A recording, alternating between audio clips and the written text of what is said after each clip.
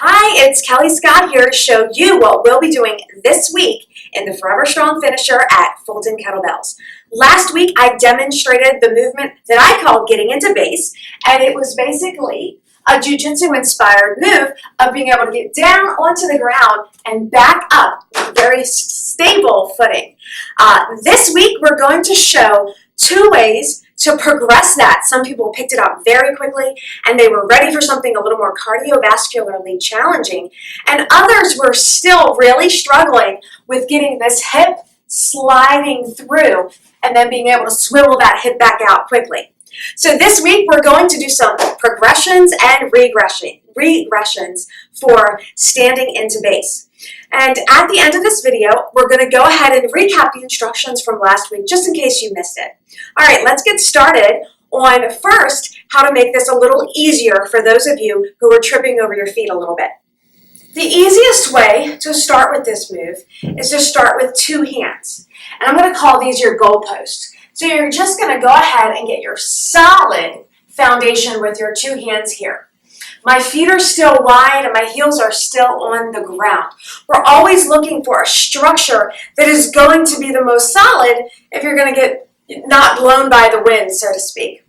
So I've got my goalpost, and then watch, my right knee here, I'm going to weave in between those goalposts until I'm at this upright seating position. This is different from what I demonstrated last week, which is watch, my knee passes behind my arms and I'm seated on my hip in this direction. It takes a little bit more hip mobility to slide my hip past both goalposts, and a little less hip mobility and coordination, at least for starters, to just go ahead and press that knee through. See, as if I just lined it up between the goalpost. Then I still have this stable foot position outside, and I can still use both hands to shift my weight forward, stomp it out into a squat, and come up. So the fast motion version of this looks like this. Goalpost, weave the knee, swivel it back open to a squat and up. Posts, knee, swivel, up. Post, knee, swivel, up. All right, I want you to give that a try, and while you're doing this, the number one thing I want you to be careful of is that you're not tying your feet together and making your own trip hazard on the way down. So a lot of what we saw was people put their foot behind their ankle here, and then they get stuck. Then they also get stuck because they don't open that hip up, and you're trying to come up like this, and you're just falling back over. We actually have some footage of that I'm not going to share. So again, you're going to make your goalposts, weave your knee through, open the hip, stomp it out, and come up. As you progress this, you might actually find that you're able to kind of jump, if you notice. Jump it open and come straight up. All right, so that is what I'm going to say, easier skill level modification. Let me show you how to kick it up a notch. All right, for those of you who had no trouble getting down with one hand, sliding that leg through, sliding it back out, and coming up, we're going to add a little bit of a jump to it.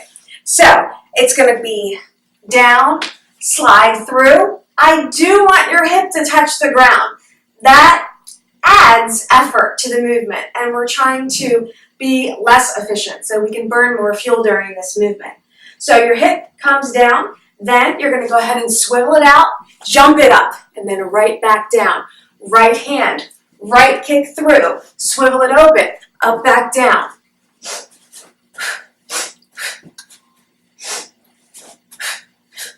All right, from this direction, this is how it looks. Left hand, down, swivel it through, hip touches, swing it open, jump it up, back down. Swivel through, swing it open, up and down. Again, swivel through, swing it open, up, right back down. All right, those are your two easier and harder versions of what we did last week in the ForeverStrong Finisher. We're going to give it another shot, another go around this week.